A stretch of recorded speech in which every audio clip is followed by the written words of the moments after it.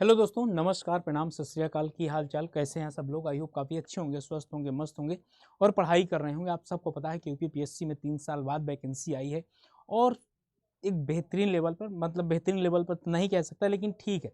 एईओई में 500-600 ज़्यादा वैकेंसी आती भी नहीं है।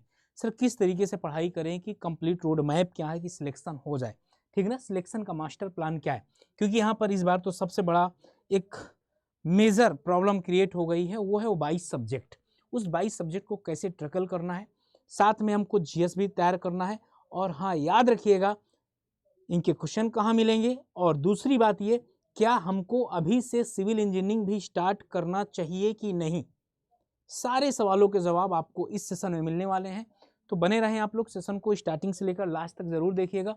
और अगर वीडियो बढ़िया लगे तो वीडियो को लाइक करिएगा और चैनल को सब्सक्राइब करना मत भूलिएगा। चलिए एक एक पॉइंट पे बात करता हूं मैं। सबसे पहले करंट अफेयर, सबसे सिलेबस आप सबको पता होगा। सबसे पहले current affair, current affair general science जिसको बोलते हैं। सबसे पहले करंट अफेयर यहाँ पर आपको पढ़ना होगा। Indian history, Indian geography, polity, general science and important events. तो यहाँ पर मेरा एक मानना होगा कि अगर यहाँ से अभी आप पढ़ रहे हो तो आप ना जनरल साइंस, देखिए पॉलिटी पूरा कर लीजिए, या जनरल साइंस लिखा लेकिन साइंस आ जाएगी, बायोलॉजी के 2-4 क्वेश्चन आ जाएगी, ठीक ना? पॉलिटी अच्छे से कर लीजिए, पॉलिटी से क्वेश्चन आएंगे, करंट अफेयर से आते हैं। इंपॉर्टेंट इवेंट्स, इवेंट्स मतलब कि फीफा जैसे कि 2026-27 वाला वर्ल्ड कप कहाँ होगा, अगला वर्ल्ड कप चैंपियन ट्रॉफी कहाँ हो रही है, इस तरीके की चीज़ें आएंगी। पिछला आईपीएल सेशन किसने जीता, इस बार की बुक कौन सी बुक किसने राइटर ने लिखा है, बहुत ऐसे भारत रत्न किसको दिया गया, इस तरह की चीज़ें इंपॉर्टेंट इवेंट में आनी ही आनी है। ये सारा कुछ आप लोग देख लीजिएगा। यहाँ पर ऐसा नहीं है, कुछ बच्चों के दिमाग में होगा क्या हम यूपी स्पेशल पढ़ें क्या? नहीं सर, आप यूपी स्पेशल आपको नहीं पढ़ना, आपको यूपी स्पेशल नहीं पढ़ना। आप जो जनरली पढ़ते हैं ना वही पढ़िए, जो जनरली पढ़ते हैं वही पढ़िए आप लोग। यहाँ पर सबसे ज़्यादा फोकस करिएगा, पॉलिटी आप सही कर सकते हैं, इंपॉर्टेंट इवेंट को सही कर सकते हैं, साइंस वाला पार्ट, और ज्योग्राफी, हिस्ट्री और करंट अफेयर, ये तीनों चीज़ें देख सकते हैं। और हाँ, एक चीज़ और बता दूँ, इन्होंने इकोनॉमिक्स नहीं लिखा होगा, लेकिन जैसे पंचवर्षीय योजनाएं हो गई ना, और इनको जरूर पढ़ लीजिएगा। पहली पंचवर्षीय योजना किस सिद्धांत पर है, दूसरी पंचवर्षीय योजना कौन सी, कितने वर्ष का गैप था, टोटल कितनी पंचवर्षीय योजना थी, ठीक? इस तरीके से कई पंचवर्षीय, इस तरीके से उस वहां से भी क्वेश्चन आ जाता है, या मेंशन नहीं करते। जनरल साइंस लिख दिए, लेकिन जनरल साइंस एवरीडे अभी क्वेश्चन करने जाओगे तो लगेगा अरे बाप रे, कहाँ से पीएचडी लेवल से क्वेश्चन पूछ लिया। ये बात थी जीएस की, बात आ जाती हिंदी से। तो सर हिंदी आपका बहुत आसान है, क्योंकि मुझे पता है कि इसमें मैक्सिमम 90% हिंदी बेल्ट से बच्चे हैं, ठीक ना? जो बच्चे हिंदी बेल्ट से हैं वो बस 2 से 3, एक हफ्ते, अगर मैं मानता हूँ 7 डेज अगर वो बैठ जाएंगे ना तो हिंदी उनका तैयार हो जाएगा। और 3-3 घंटे पढ़ लेंगे तब भी आपका हिंदी तैयार हो जाएगा। अभी हमको बैठा लिया जाए 2-2, 3-3 घंटे, एक हफ्ते के अंदर हिंदी तैयार हो जाएगा।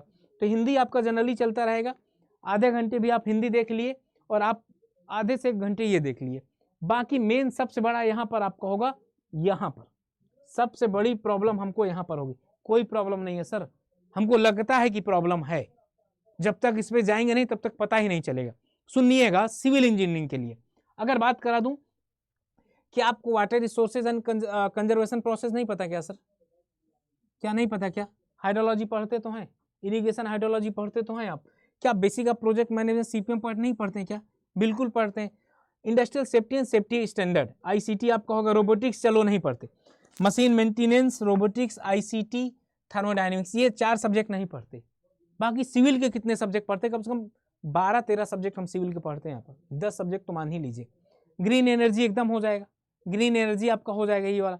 तो इतनी जितनी आपको चीजें आ रही हैं पहले वो तो कर ही लीजिए ना। इंजीनियरिंग मटेरियल आप कर सकते हो, देखिए इंजीनियरिंग मटेरियल कर सकते हो, बीएमसी का आधा पोर्शन यहाँ कवर मिलेगा, बीएमसी का आधा पोर्शन यहाँ कवर मिलेगा आपका, ये हो जाएगा। Water resources, basic project management, और ये लास्ट वाला basic of measurement and instrument अभी छोड़ दीजिए। ये भी 4-5 सब्जेक्ट हुआ। और यहाँ पर देखिए कौन कौन सा, डिजास्टर मैनेजमेंट आप कर लोगे, ठीक ना?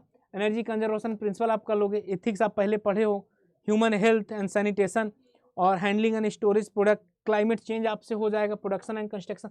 ये सब छोटे छोटे 4-4, 5-5 घंटे के, इन्हें क्लाइमेट चेंज 4 घंटे में हो जाएगा आपका। क्वालिटी कंट्रोल भी बहुत बड़ा नहीं, 6-7 घंटे का। डिजास्टर मैनेजमेंट ये इन्वायरमेंट का ही पार्ट हो जाता है, 2 से 3 घंटे। तो इसमें बहुत बड़ा खेला नहीं होगा, ह्यूमन हेल्थ आप पढ़ ही रहे हैं, आपको पता होगा, इन्वायरमेंट के अंदर मैं पढ़ाता हूँ, परमिसिबल लिमिट हार्डनेस कितनी होनी चाहिए, आर्सेनिक पानी में कितना होना चाहिए, क्या सब क्या है, ह्यूमन हेल्थ सैनिटेशन। तो ज्यादा तो प्रॉब्लम ही नहीं है सर। आपको ये लगता होगा कि सर प्रॉब्लम कहाँ कहाँ आ रही है, सर थर्मोडायनेमिक्स। तो थर्मोडायनेमिक्स का बेसिक पढ़ना, बेसिक यहाँ लिखा गया है, बेसिक पढ़ना। इंजीनियरिंग डिजाइन एंड ड्राइंग ये इंपॉर्टेंट है, यहाँ से क्वेश्चन आएंगे। चलिए रोबोटिक्स नहीं पढ़ सकते मत पढ़िए, ये मानता हूँ कि हम सिविल इंजीनियर कितना रोबोटिक्स तैयार करेंगे, मत पढ़िए। ICT, information and communication technology, आपको लगता है कि सर ये करना है तो करिए, नहीं 2-3 सब्जेक्ट छोड़ भी सकते हैं जो आपको, जैसे रोबोटिक्स छोड़ सकते हैं, ये छोड़ सकते हैं, थर्मोडायनेमिक्स पढ़ लीजिएगा, आसान है, वो आसान है, ठीक ना। और यहाँ पर मशीनरी मेंटेनेंस, मतलब कोई भी चीज नहीं छोड़ा। एथिक्स एंड वैल्यू ये तो भाई नॉर्मली जनरली हो जाएगा। आपको पता होगा कि बीटेक के दौरान हम लोग जीपी वगैरह पढ़े थे ना, वो यही आएगा, एथिक्स वगैरह। प्रॉपर्टी राइट्स जो भी होगा ये आपका आ जाएगा। तो ये आपका साइंस एंड टेक्नोलॉजी आपका हो जाएगा, सारा कुछ यहाँ पर आ गया।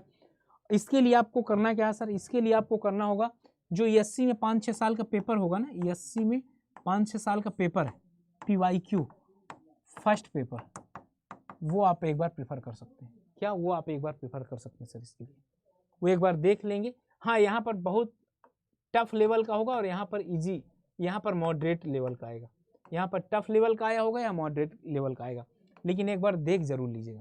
क्या करना है, एक बार देख जरूर लीजिएगा सर, ठीक। ईएससी का जरूर एक बार देख लीजिएगा। आगे नो एयर स्ट्रेंथ, स्ट्रेंथ का मतलब ये जैसे आप सिविल से तो आपको पता है कि सिविल वाले सब्जेक्ट आप कर सकते हैं। क्या सिविल वाले सब्जेक्ट आप क्या कर सकते हैं, बिल्कुल कर सकते हैं। अब सिविल वाले सब्जेक्ट हाइड्रोलॉजी वगैरह पढ़ते हैं ना, वो सब्जेक्ट आप यहाँ से निकाल सकते हैं, वो सब्जेक्ट यहाँ से आप क्या कर सकते हैं, निकाल सकते हैं और कर लीजिए वो सब्जेक्ट। जो सब्जेक्ट आपको आते हैं उनको फटाफट कर डालिए, उनमें टाइम बर्बाद ही नहीं करना। जो सब्जेक्ट है जैसे रोबोटिक्स हो गया, उसमें आपको सोचना तो बिल्कुल सोच लीजिए सर, उनको बाद में करिएगा, पहले जो आपको आते हैं वो कर लीजिए, उससे आपका कॉन्फिडेंस बिल्ड हो जाएगा, ठीक। तो ये आपका, और इसके बाद अगर आपको किसी तरीके का एडमिशन और एक्सपर्ट की गाइडेंस चाहिए तो आप इस नंबर पर कॉल कर सकते हैं। और एक चीज़ बता दें आपको, और इनरोल कर लीजिए क्योंकि आपका बैच जो है स्टार्ट हो रहा है ना सर। अगर यहाँ पर आप बैच देखोगे AJE वाले में, UPPSC AE, यहाँ पर ये प्रयाग 1.0 जो आपका बैच है ये 2599 रुपये का है। और ये कब से स्टार्ट हो रहा है, 7 जनवरी से स्टार्ट हो रहा। कब से, 7 जनवरी मतलब कल से स्टार्ट हो रहा। तो जाकर अभी इनरोल कर सकते हैं, 2391 रुपये का, कितने का, 2391 रुपये का पड़ेगा।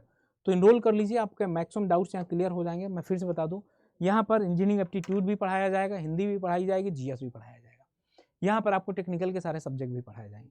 सब कुछ आपको यहाँ फ्री ऑफ कंटेंट, इतने थोड़े से ही फ्री ऑफ कंटेंट ही बोल सकता हूँ, मिलेगा। PDF वगैरह भी मिलेगा, टेस्ट सीरीज भी मिल जाएगा, सब कुछ मिल सकता है, लेकिन आप ज्वाइन कर लीजिएगा आज ही जाकर।